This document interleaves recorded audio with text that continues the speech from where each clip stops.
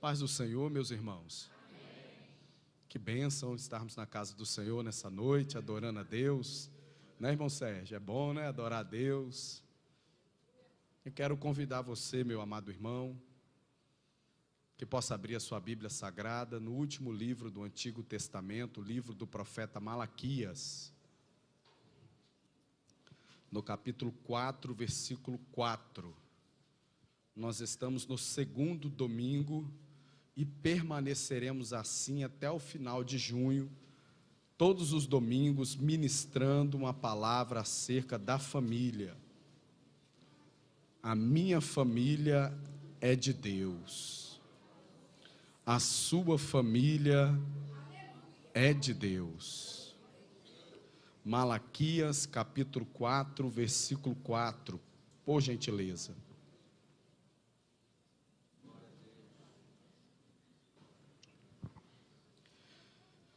Oh, Deus tremendo.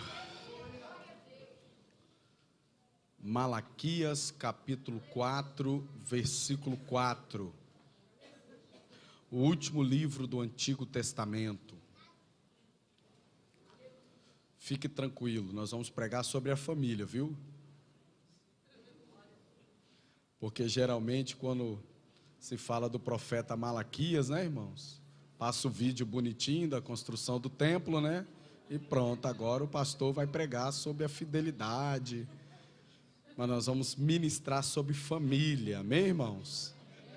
Fala para o seu irmão do lado, fique tranquilo, irmão. A minha família é de Deus. Glória a Deus. Os irmãos que encontraram, digam amém. Eu estou sentindo um efeito aqui na minha voz. E eu não estou gostando desse defeito, não. Os irmãos que encontraram, digam amém. Amém. A palavra do Senhor, que é eterna e nos abençoa, diz assim: lembrai-vos da lei de Moisés, meu servo, a qual lhe mandei em Horebe para todo Israel, a qual são os estatutos e juízos. Eis que eu vos envio o profeta Elias, antes que venha o dia grande e terrível do Senhor, e converterá o coração dos pais aos filhos, e o coração dos filhos a seus pais, para que eu não venha e fira a terra com maldição. Senhor, eu quero nessa noite unir a minha oração à oração do evangelista Roberval. Eu quero unir a minha oração à oração cantada que entoamos a Ti através dos louvores. A minha oração nesta hora é um pouco mais específica. Me ajuda, Senhor, porque este frio na barriga, desde o dia que pela primeira vez o Senhor me desafiou a pregar a Tua palavra, ele continua. Na realidade, o Senhor conhece o meu coração, parece que ele piorou. Cada vez mais que o Senhor me chama para pregar, mais inseguro eu fico, mais dependente de Ti eu fico, e eu preciso da Tua ajuda nessa noite. Sê comigo para que o Teu povo possa ser abençoado, para que os Teus propósitos possam se cumprir sobre cada família que está na igreja nessa noite. É o que eu te peço em nome do Senhor Jesus. Amém. Por gentileza, tome o seu assento. Aleluia. Vou beber mais um golinho d'água.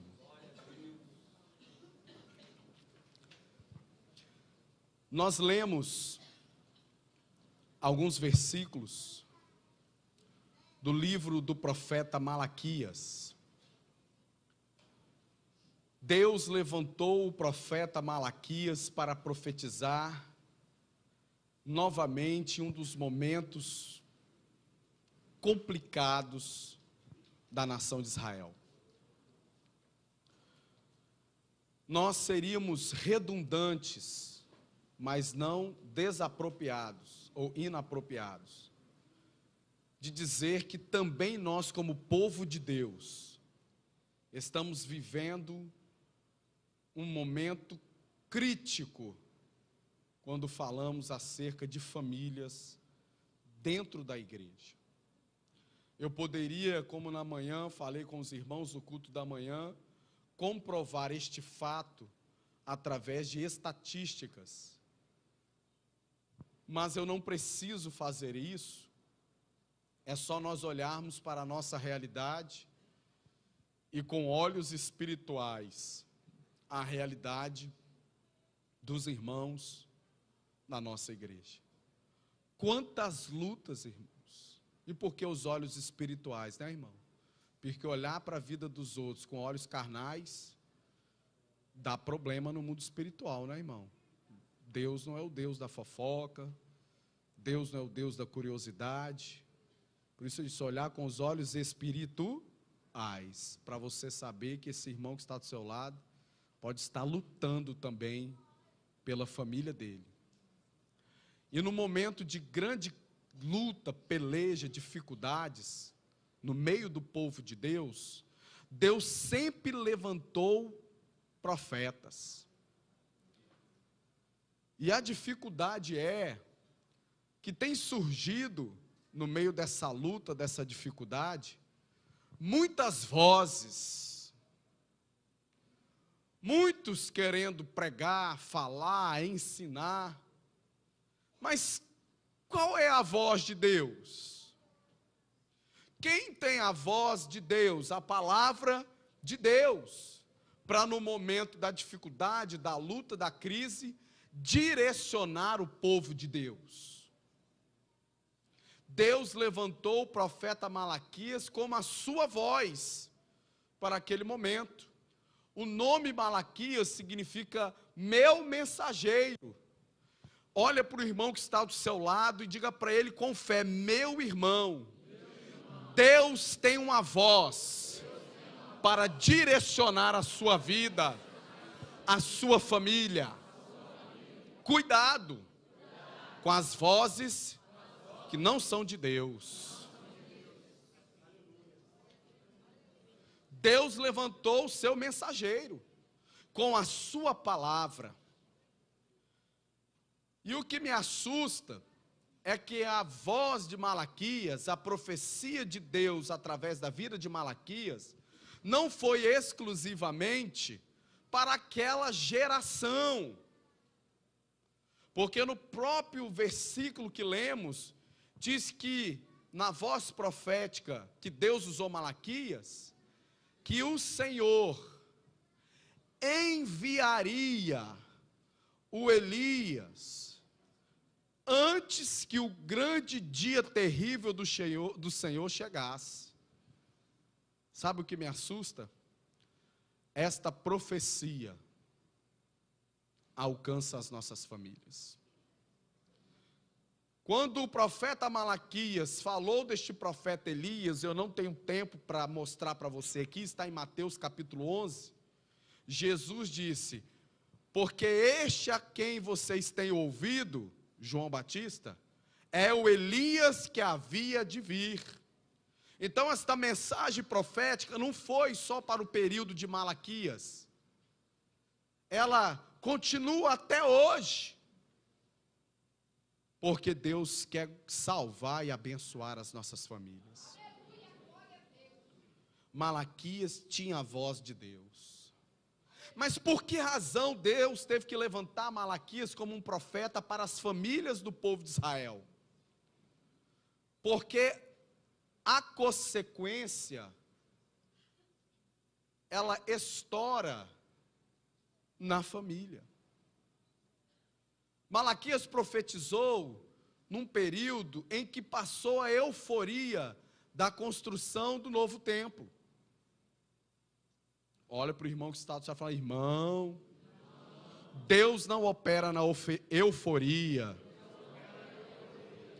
Tem muita gente eufórica, animada. Daqui a pouco, irmão, o povo estava animado. Neemias, Zorobabel, Sofonias lideraram um grande avivamento, reconstruíram Jerusalém, reconstruíram as muralhas, reconstruíram o templo, houve uma grande festa, euforia, mas depois entrando na caminhada, porque o segredo está na caminhada, na perseverança. A euforia do povo passou. Com a perda da euforia, o povo foi perdendo gradualmente o zelo e o temor do Senhor. Quando se perde o zelo e o temor a Deus, se perde a sabedoria para solucionar os problemas. Porque a Bíblia diz em Provérbios 1:7 que o temor do Senhor é o princípio da sabedoria.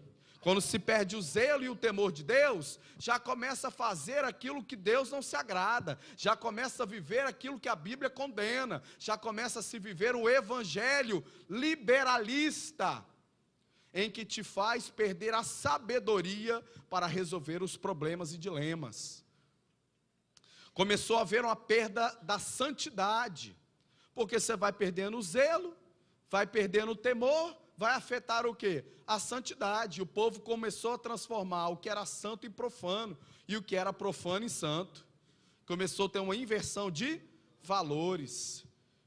E o último degrau dessa queda é a perda da fidelidade. Se você está vivendo uma mornidão espiritual, se você está perdendo o zelo e temor do Senhor, se você já não está tendo uma vida de santidade, você começa a afrouxar e pecar, você começa a quebrar a sua aliança com Deus. E aí, meus amigos, meus irmãos, quando nós que conhecemos a palavra de Deus vivemos isso, por conta do nosso pecado, Deus amaldiçoa.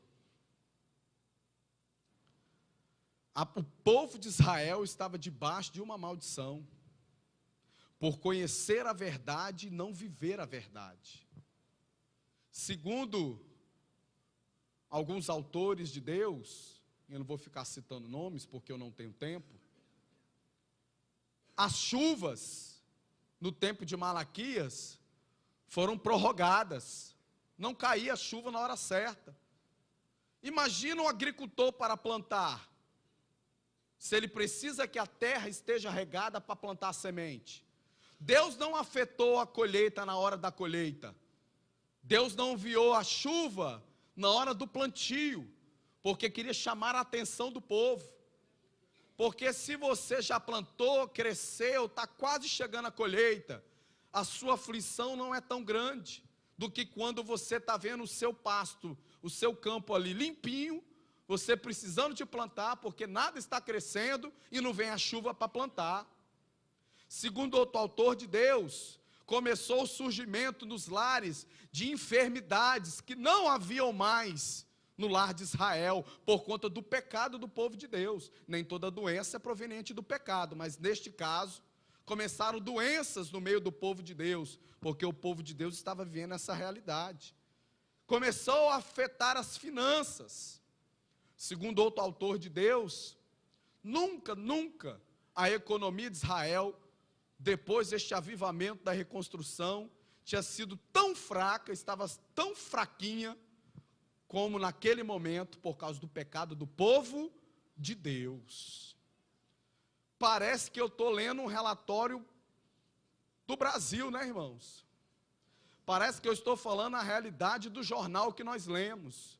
Irmãos, tudo acontece primeiro no mundo espiritual e se materializa no nosso mundo. Deus te trouxe aqui porque Deus quer abençoar a sua vida. Diante de um cenário desse, então, pastor, o que eu tenho que fazer para salvar a minha vida, a minha família? Tem solução? Eu não quero ficar debaixo dessa maldição, dessa luta, dessa situação difícil. Eu quero dizer para você, meu irmão, que tem solução para a sua família. E eu não vou deixar para o final, para você já ir guardando no seu coração. A solução é uma reconciliação absoluta à palavra de Deus. Salvará a minha casa, a minha família. Uma reconciliação com a palavra de Deus. Porque Malaquias profetizou para o povo de Deus. não foi para o ímpio que estava fora, não foi para a Babilônia. Malaquias não profetizou para a Síria, Malaquias não profetizou para os medos, para os persas. Malaquias profetizou para o povo de Jerusalém, o povo de Deus. Se eu e você não nos reconciliarmos absolutamente com a palavra de Deus, vai ficar complicado. Como diz aí fora, vai dar BO lá em casa. Agora imagina o quadro, problema no trabalho, não tinha chuva, né, irmão? Tinha problema no trabalho. Imagina como chega o homem em casa, problema no trabalho, chega em casa, encontra filhos ou mulher doente, não tem dinheiro para comprar o remédio. O que acontece com a família? Problemas. Tudo isso, Deus fez isso para que o povo parasse e lembrasse que existe Deus. Cutuca ele aí, me ajuda a pregar, cutuca ele aí, pode cutucar. Cutuca o Bruno aí, Vitor, dá uma chave de braço nele, você já está melhor que ele mesmo. Fala para o seu pai assim: pai, existe Deus, e Ele quer salvar a nossa família. Mas é necessária uma reconciliação absoluta à palavra de Deus. No versículo 4, começando essa reconciliação, o profeta Malaquias disse assim ao povo de Deus: lembrai-vos da lei de Moisés, meu servo, a qual lhe mandei em Horebe para todo Israel, a qual são os estatutos e juízos. Por que Deus deu essa parte da profecia para Malaquias? Porque o Senhor queria libertar e curar uma mente e um coração cativo. O povo havia se esquecido. O profeta começou: lembrai-vos. Se você pegar o Antigo Testamento todinho, todas as vezes que Deus tratou com homens e com a sua nação, Ele começou falando: lembrai-vos de quando vós eram escravos lá no Egito, e eu vos tirei com um braço forte. Davi, lembra-te quando tu estavas lá atrás com as ovelhas malhadas, e eu te tirei de lá. Quantas vezes Deus teve que lembrar ao povo aquilo que o povo havia se esquecido? A mente fica cativa na mentira, e a gente sofre de uma amnésia espiritual. A gente esquece do que Deus fez para nós, esquecemos dos mandamentos de Deus, esquecemos das promessas de Deus, e aí a coisa fica triste. Então o profeta, ele começou falando: olha, lembrai-vos do quê? Da lei, lembrai-vos da palavra. Você precisa sair daqui nessa noite entendendo que isso aqui será fundamental para a sua sobrevivência e da sua família. Lembrai-vos da lei. Muitas das vezes, no momento de luta, de batalha, a gente se esquece da palavra de Deus. Nos esquecemos de quem Deus usou para nos ajudar.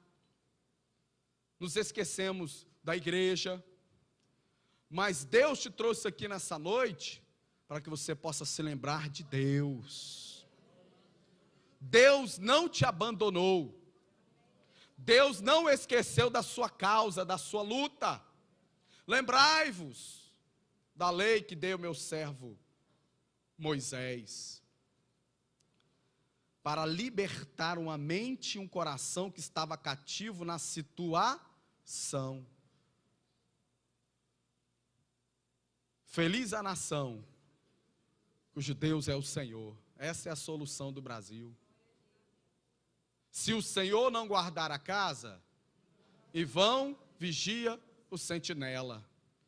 Trabalhará, suará, sofrerá, chegará estressado em casa, mas o Senhor dá aos seus enquanto eles dormem.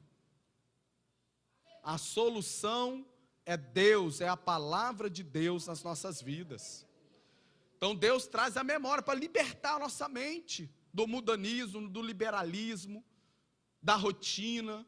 Deus levanta o profeta e fala: pare, não se esqueça da minha palavra. O caminho que você está andando é ruim. A sua família vai ser destruída. Vem até a mim viver na minha palavra. Deixa eu ser o seu pastor, porque eu vou te guiar para os verdes pastos, as águas tranquilas. E nada te faltará. Libertar a mente e o coração. Eis que eu vos envio o profeta Elias, antes que venha o dia grande e terrível do Senhor. Deus envia o profeta. Deus envia o profeta. Mas o livramento vem com a sua obediência à palavra. Tem muita gente achando que o profeta vai resolver o seu problema, amigo. Cutuca ele, irmão. O profeta traz a mensagem. Se você não obedecer, não adianta nada. Vamos lá atrás do profeta tal. Eu falei de manhã, Deus está igual um papagaio, irmão, igual o louro José. Já falou 500 vezes para você o que tem que ser feito. E você ainda está atrás do profeta ainda. O profeta traz a mensagem de Deus. O livramento, a bênção, vem com a sua atitude de obedecer a palavra de Deus. Deixa de ser menino na fé, irmão. Ficar gastando combustível à toa. Tem a campanha segunda, tem um vale do profeta na terça, tem um fulano de tal na quarta, tem o do manto na quinta, tem o que é a quarta pessoa da Trindade na sexta. Não vou na minha igreja não, porque eu vou dançar com o farão na sexta. E o problema não muda, irmão, porque Deus já usou o profeta. O que está faltando é você obedecer à palavra. Eis que eu vos envio o profeta, antes que venha o dia grande e terrível do Senhor. Deus tem usado os pastores como este profeta hoje, para pregar a palavra de Deus, para proteger a sua casa, a sua família. Em Ezequiel 3,17 diz assim: Filho do homem, eu te dei por atalaia sobre a casa de Israel, e tu da minha boca ouvirás a palavra, e os avisará da minha parte. Deus nos levanta como atalaias. Como que o atalaia trabalha?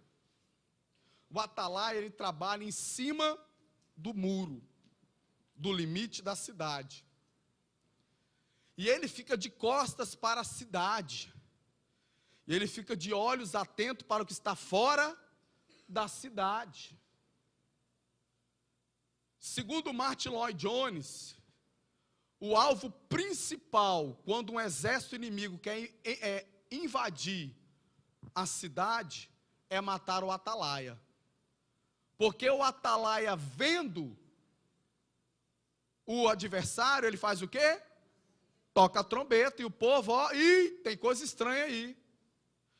E este autor, não sei se eu troquei o nome, foi tantos autores que eu estudei, não importa, o que importa é a Bíblia diz, o que ele falou é verdade. A Bíblia diz: Satanás, ferindo o pastor, dispersará quem? As ovelhas. Porque nós ficamos numa posição de exposição. A gente não está escondido, protegido, a gente está aqui, ó, exposto no muro, para guardar o povo de Deus. É um ministério de atenção total. O atalaia, ele não pode descansar. O atalaia, ele não pode, na sua vigília, perder a sua atenção. Porque o inimigo, ele está de olho no serviço do atalaia. Se o atalaia não está prestando atenção, o inimigo pode ganhar território. Fala para esse atalaia que está do seu lado, sei. Atenção total, hein? Não brinca de ser crente, não. Que o bote é certeiro.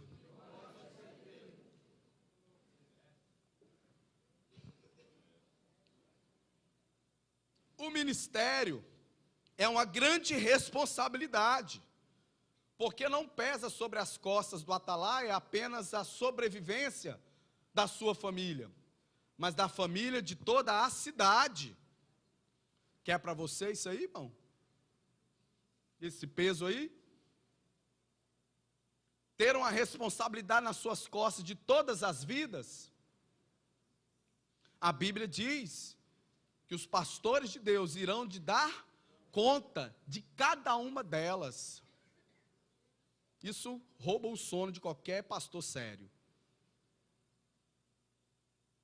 Desse jeito você vai falar assim, eu nunca vou querer um ministério, né, irmão? Deixa eu falar, é bom demais, irmão. É bom, irmão. Mas se engana aquele que está nessa, por honra, por dinheiro, esse entrou no buraco, irmão. Rapaz, complicou, dá BO. É difícil. Aí é mais fácil pregar um evangelho mais light, irmão. Às vezes você é até idolatrado. Você prega bacana, você dá estrela no altar, você prega neurolinguística, você motiva a alma, não exorta ninguém, não toca trombeta para ninguém, e você ainda acaba sendo mais amado. Eu tenho percebido isso. Mas, aquele que é chamado por Deus, é diferente. Ele tem uma responsabilidade. Agora, é uma posição de confiança. Porque se o atalaia tocar a trombeta e você não confiar no atalaia, você não vai correr para dentro da cidade. O que acostumava acontecer? Estava lá o povo casando, trabalhando. Aí tem um irmão lá prestes a fechar um grande negócio. O atalaia tocou a trombeta e o irmão jogava o dinheiro para cima e saía correndo para dentro da cidade. Mas se você não confia na trombeta que é tocada pelo seu pastor, meu amigo, ele vai tocar a trombeta e você vai fazer o quê? Ih, que nada, irmão. Está tranquilo, vamos continuar aqui e tal, só vitória. É uma relação de total confiança para a sobrevivência de qual vida? Da sua. Da sua vida. É uma vida, irmão, de um desgaste espiritual, físico e emocional. Sabe por quê? Os irmãos são testemunhas. Ah, hoje não tem nenhum culto, não tem nada e tal, então vamos ali, então, sei lá onde, tomar água de coco. Irmão, qual que é o assunto? Vamos orar, irmão. Irmão tal não veio no culto. Pastor fulano de tal espirrou na igreja. Porque eu não vou ficar falando as preocupações, né, irmão? Tal, pastor e tal, não tem folga, irmão. Tem algum médico aqui, irmãos? Enfermeiro? Alguém que trabalha de plantão? Olha aí. A senhora está de plantão? Não, né?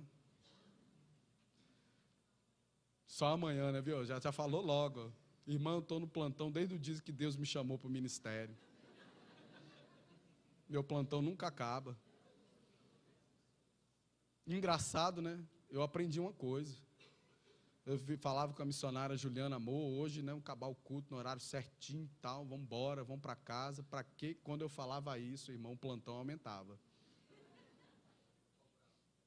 Aí eu falo, amor, nunca mais a gente fala isso. Porque o plantão aumenta, viu, irmão? Só que olha que interessante. A Bíblia diz, no versículo que nós lemos, que o Senhor envia o profeta antes que venha o dia grande e terrível do Senhor. Cutuca o seu irmão e fala assim, irmão, o atalaia vê o que você não vê. Ouve o que você não ouve. Deus envia o profeta antes que o grande dia terrível chegue. Deus mostra para nós, dá um entendimento para nós, numa situação na sua vida, na sua família, que você nem viu ainda. Deus levanta os seus homens para cuidar da sua vida. Deus faz a gente ouvir coisa que você nem sabe da sua vida ainda, que vai acontecer, para que a palavra de Deus chegue na sua vida antes do problema chegar. A coisa que mais dói na alma de um pastor sério é falar assim para a ovelha: bem, quem te falou? Quem te revelou isso aí, irmão? Bem que eu te avi. Eu preciso entender que Deus mostra aquilo que eu não sei da minha vida para as pessoas que Deus levanta. O atalaia viu que ninguém via, lá de longe, o inimigo começava a chegar, o atalaia, tem alguma coisa estranha aqui, peraí, tocava a trombeta, eu não estou vendo nada, não aconteceu nada. Uma trombeta da chuva, céu azul, todo mundo preparado para ir para a praia, aí vem o chato do atalaia, toca a trombeta, vai chover, aí você para, o pastor está doido, aí o sol, irmão, vai chover nada, eu vou para a praia, porque Deus mostra ao atalaia o que você ainda não viu. E aí é a parte chata do ministério, né? Muitas das vezes a gente tem que cortar o barato, né? A pessoa está pronta para ir para a praia e fala: vai não. Mas como assim, pastor? Não vou, o sol não vai não, vai chover. Ah não, pastor, vou lá para o alto mar e tal. Vai não, senão vai te pegar lá no alto mar. Não, eu vou, está tudo, o céu está tranquilo. O atalaia vê o que você não vê. Ele ouve o que você não ouve. Deus quer te livrar. Deus quer te livrar do problema. Ele envia antes que venha. Tem muitas dores que nós estamos chorando hoje. Se formos sinceros diante de Deus, fomos avisados pelos atalaias que não quisemos, que não, escolhemos não ouvir lá atrás.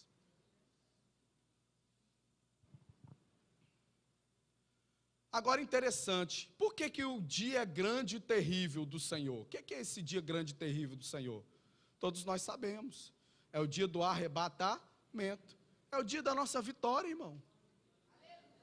Por que o dia da nossa vitória se torna grande e terrível? Sabe por quê? Porque muitos de nós nessa noite não podemos dizer: eu e minha casa servimos ao Senhor.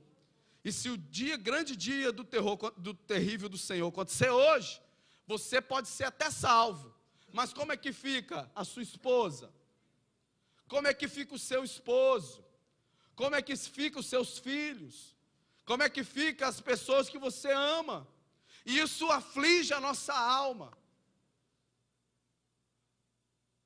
Na parte da manhã, pregando esse sermão, eu não me contive em lágrimas. Porque a gente sofre quando vê você indo para um caminho que não é de Deus. A gente sofre, irmão, quando vê a sua casa não estando firmada na presença do Senhor. A gente sofre quando um filho seu está doente. A gente sofre, a gente chora, a gente perde noites. Porque a gente não quer que este dia seja um dia grande e terrível do Senhor para a sua vida. A gente quer pregar que vai ser o dia das bodas do Cordeiro. E há uma solução. Foi para isso que o profeta foi enviado. O versículo 6. E converterá o coração dos pais aos filhos, e o coração dos filhos a seus pais, para que eu não venha e fira a terra com maldição. Uma reconciliação absoluta à palavra de Deus salvará a minha família. É necessário um verdadeiro avivamento, irmãos. Avivamento pode ter até um movimento, mas o movimento não tem um avivamento. Você não pode transformar o subproduto em produto. Você não pode transformar a causa em consequência. O avivamento causa um movimento, quebra-se estruturas, leva a um arrependimento, conversões genuínas. Mas o movimento não gera o avivamento. Eu e você precisamos nos converter totalmente à palavra de Deus. De outra forma, estaremos vivendo como estamos hoje. E eu não quero que você se acostume e venha deixar o seu coração se esfriar. Você vê aqui que o profeta, ele profetizou para a nação, mas o binóculo, o microscópio do Senhor foi para as famílias, porque famílias tratadas, igreja forte, salvação de almas, mudança da sociedade, mudança de nações, este é o avivamento. Mas quando a estrutura Gênesis, a primeira, ela está doente, ela não produz os frutos necessários. O Espírito Santo será do Senhor Jesus quando as nossas famílias forem do Senhor Jesus. Não o comportamento de estar na igreja, dar o seu dízimo, e tá bacana, e vem só no domingo, e sai na foto, e eu tenho uma igreja. Deus tem mais para mim e para você. Mas é necessário uma conversão total, uma reconciliação. A Bíblia diz, converterá. Do original, trazer de novo para o princípio, trazer de novo para casa. Aonde está o princípio da palavra para as famílias? Está lá em Gênesis 2, de 22 a 25. E o Senhor Deus deu um profundo sono a Adão, e da costela de Adão formou a mulher.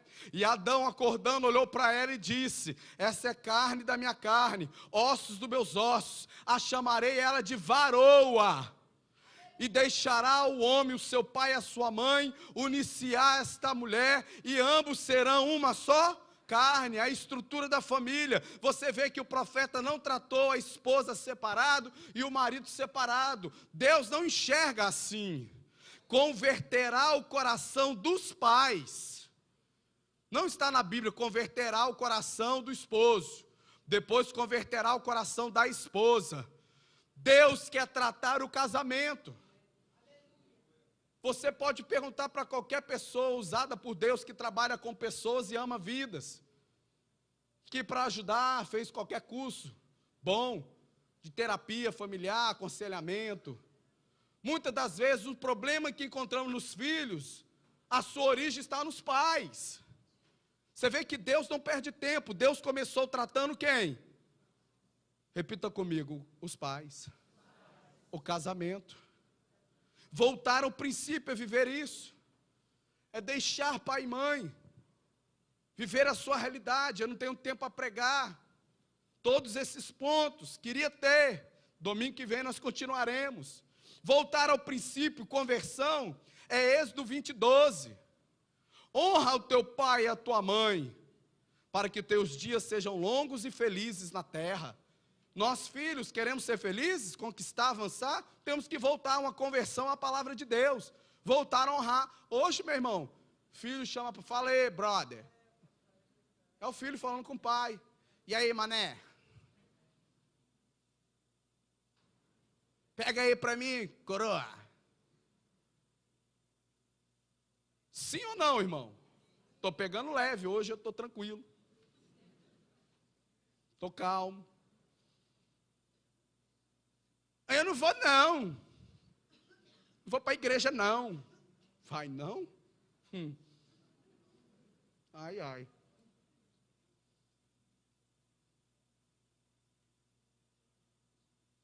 Hoje tivemos uma conversinha lá em casa, né?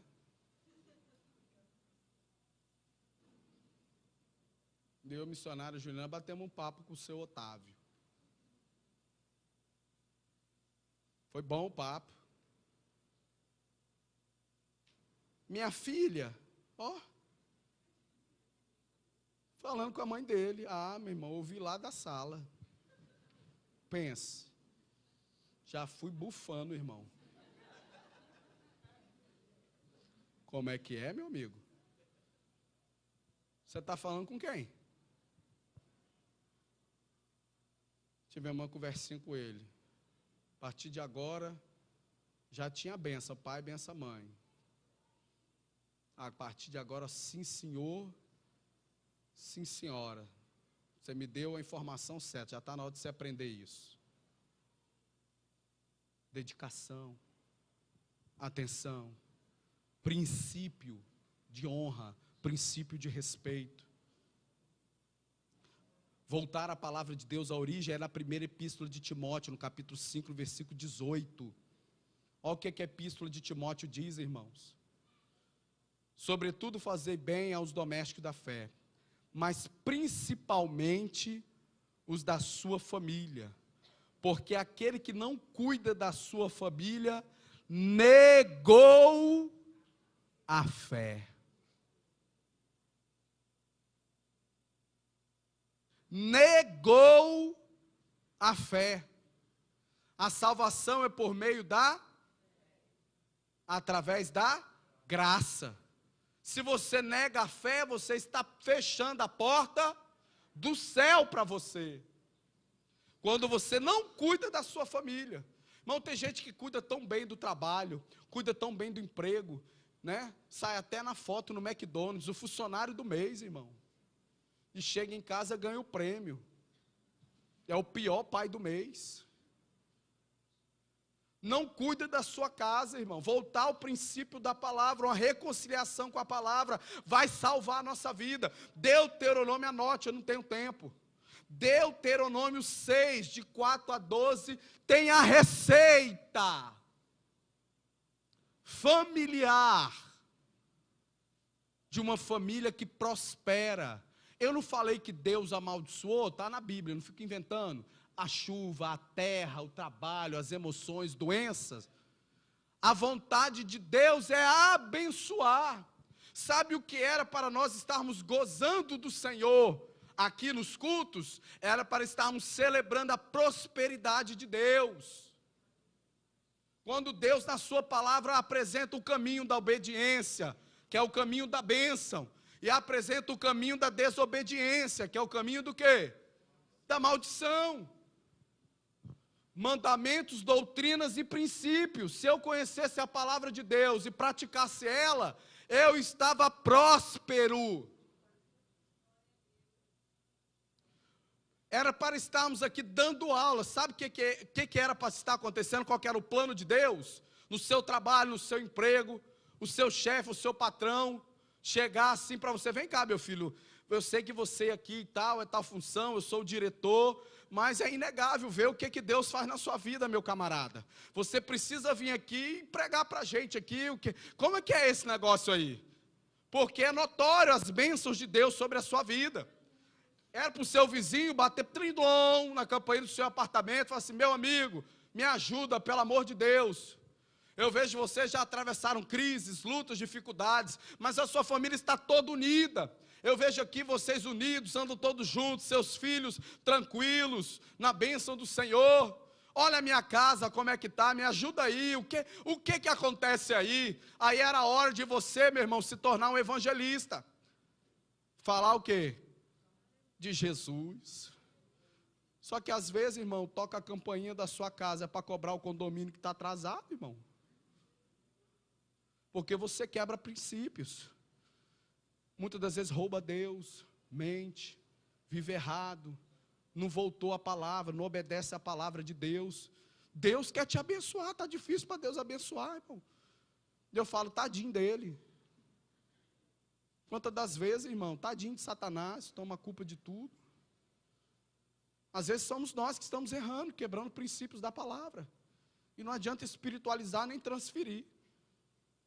Porque essa situação só vai mudar quando você começar a obedecer a palavra de Deus. Uma reconciliação absoluta vai trazer um avivamento na sua casa, irmão. Vai vir bênçãos de Deus. Bênção do lado, bênção por cima, bênção por trás. No original, a bênção caça, né, irmão? Eu quero ser achado, eu quero ser a presa.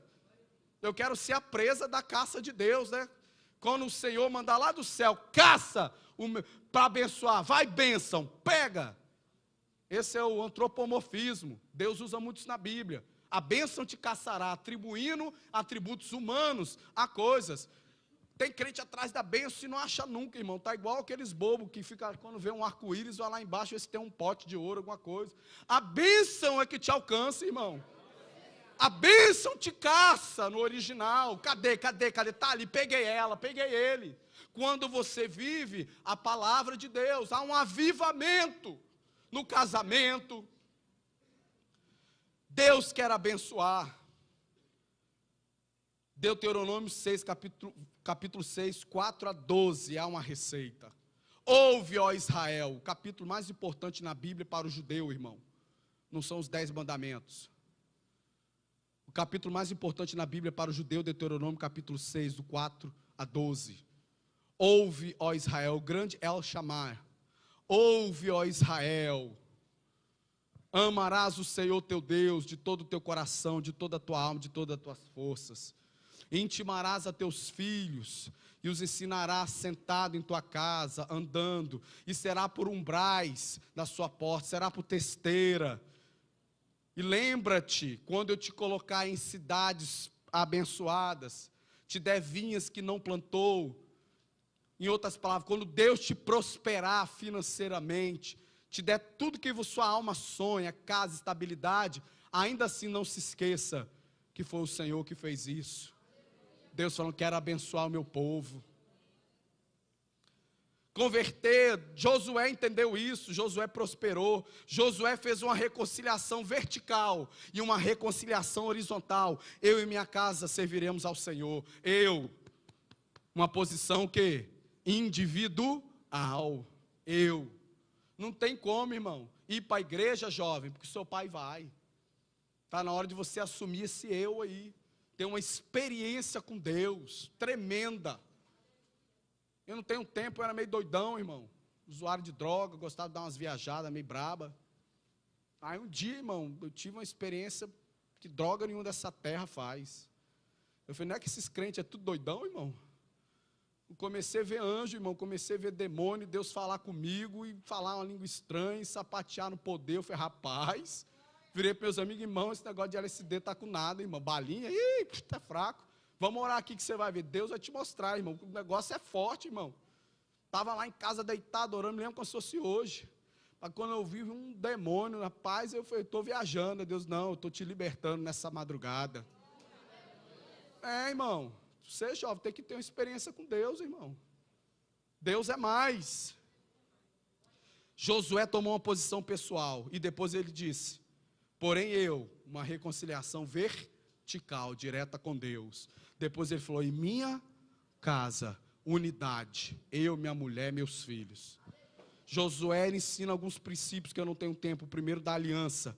Josué vivia aliançado com Deus. Você quer uma família abençoada? Tenha uma aliança com Deus. Mas não faz uma aliança, que é um contrato, e quebra ele não, amigo. Não quebra ele não. Tem gente que estabelece aliança com Deus, quer fazer voto com Deus e não honra. E o negócio estreita, e não é do dia para a noite não. Deus está preparando. Josué, ele vivia no princípio de autoridade. Eu e minha casa serviremos. Você só serve quem é maior do que você. Ele servia a Deus. Você acha que você é o quê? Você acha que você é Deus, irmão? Agora o atalaia vai me servir assim. Se não, irmão, estreitou para o seu lado, hein, irmão. Está feio, está ruim o negócio, hein? José falou, eu vou servir a Deus. E a mulher dele, eu estou contigo. Olha como o princípio de autoridade ele vai se replicando, irmão Fabrício. Ele tomou uma posição com Deus, a esposa, estou contigo, marido, e os filhos juntos. Princípio de autoridade, de união. Mateus 12, 25, um princípio, irmão. Quer ver fundar a família? Afundar a casa? É o marido querer fazer uma coisa, a mulher outra. Princípio de união e unidade, Mateus 12, 25. Todo reino dividido? Toda casa dividida? Queda, rachação, puf, naufrágio na hora. Princípios que trazem o quê? A bênção do Senhor. O princípio da unidade, Efésios 4, 6, uma só fé, um só batismo, uma só doutrina, uma só igreja, andar junto, congregar junto, está tudo junto, junto e misturado, como diz aí, né? Família é uma bênção, né, irmão? É igual a igreja, aquela arca linda lá, irmão. Tinha macaco, tinha elefante, tinha cobra, tinha jacaré. É igual a nossa família, irmão. Tem um pescoção, tem o irmão girafa, né, que só fica pescoçando. Tem o irmão urso, que é doido para dar um abraço de urso, mas é família, irmão, está todo mundo junto. Princípio de unidade, conversão. A conversão, ela ocupa espaços vazios. todo espaço vazio no mundo espiritual será ocupado por Deus ou por Satanás. A conversão, ela preenche espaços vazios. A conversão destrói muralhas que se levantam entre pai e filhos, marido e mulher, fica uma muralha. Você tem um assunto sério para conversar, não consegue dialogar. É um muro, irmão. Você olha para aquele muro, meu Deus. A conversão destrói muralhas, traz de volta o diálogo. Mas tem que converter o quê? O coração. E eu já estou terminando. Tem que aprender a pregar, irmão. Eu faço esboço, boto até tempo aqui do lado, mas não sei o que acontece, ou aqui está errado ou lá está errado. Aqui que está errado, irmão. No coração se crê, irmão. Romanos capítulo 10. Com o coração se crê, com a boca se faz confissão. Deus tem que reconciliar o coração para voltar a crer. Abraça esse irmão que está assim, volte a crer em Deus, em você, na sua família. No coração se ama. Como é que você vai promover uma reconciliação no seu lar sem amor? A forma mais forte de expressar amor é pedir perdão e perdoar. Converter o coração. Um coração circuncidado é um coração que perdoa. O coração na Bíblia fala também do homem interior, do centro das nossas vontades, decisões. Escolher certo, decidir certo. É onde estão as nossas feridas, que precisam ser tratadas. Mateus 5,8 diz, no coração convertido, bem-aventurados os limpos de coração, porque estes verão a Deus. Se é bem-aventurado os limpos de coração, porque o coração muitas das vezes fica o quê? Sujo, irmão. Mas Deus quer limpar o nosso coração. Provérbios 4,23, de tudo que se deve guardar, guarda o teu. Tem gente que tem um coração porteira aberta. Pai, mas todo mundo tem acesso àquele coração. Não é um coração protegido.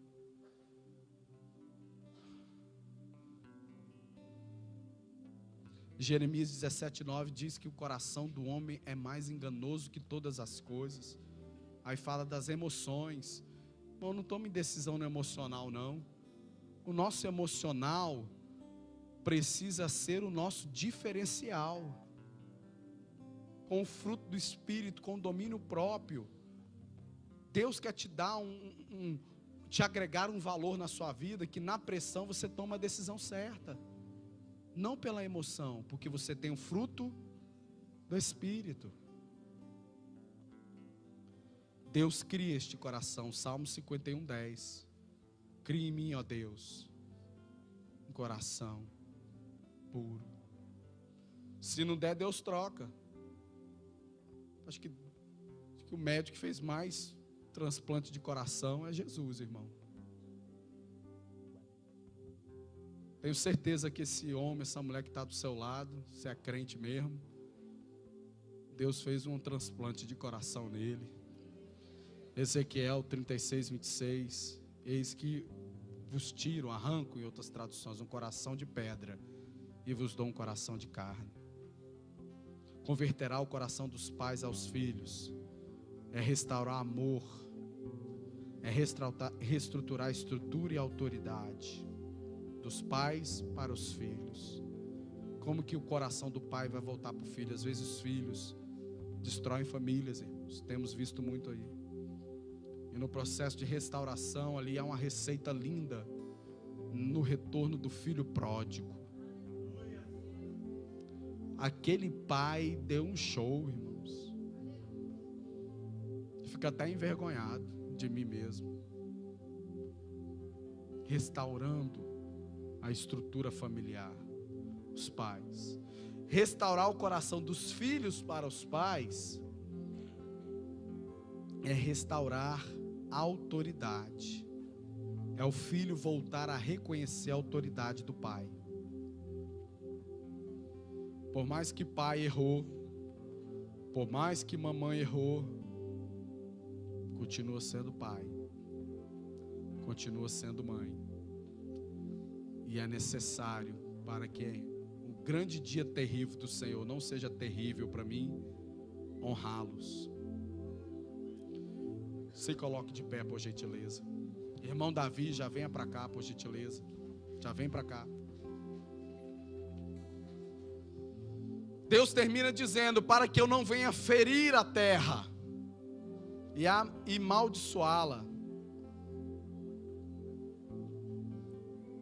Quantos cansaram de sofrer? Levante a sua mão. Quantos não querem sofrer mais? Levante a sua mão.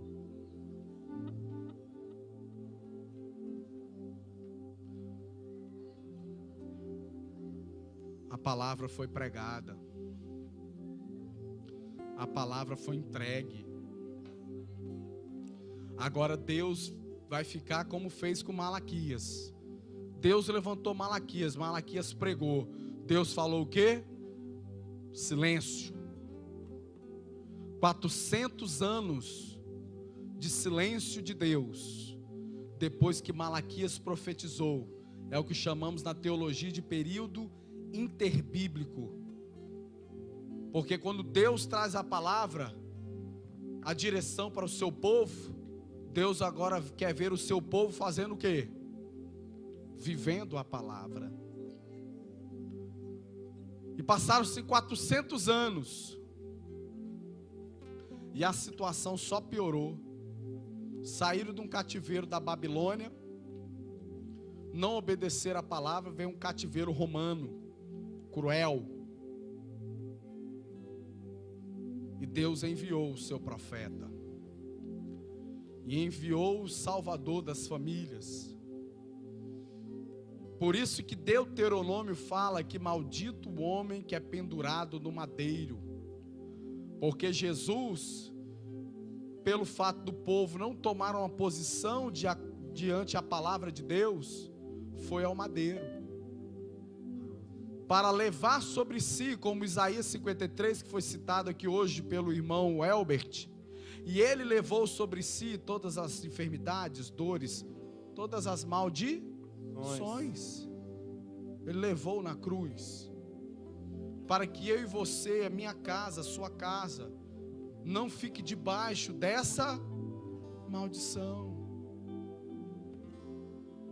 Mas eu preciso entrar neste manto de proteção. Eu preciso entregar a minha vida ao Senhor. Eu preciso obedecer a palavra de Deus. O que vai salvar a minha família? Uma reconciliação absoluta à palavra de Deus. Deuteronômio 6, o culto no lar, o exemplo, o amor, o carinho, vai salvar a sua casa. Você vai ganhar o seu marido para Jesus, vai ganhar o seu filho para Jesus. Jesus é atraente. Todo mundo queria ficar com Jesus, irmão. Jesus era bom demais, até quem não gostava dele queria estar perto dele. Deus quer te tornar uma pessoa atraente, com o perfume de Cristo, para a sua família querer se achegar. Feche os seus olhos.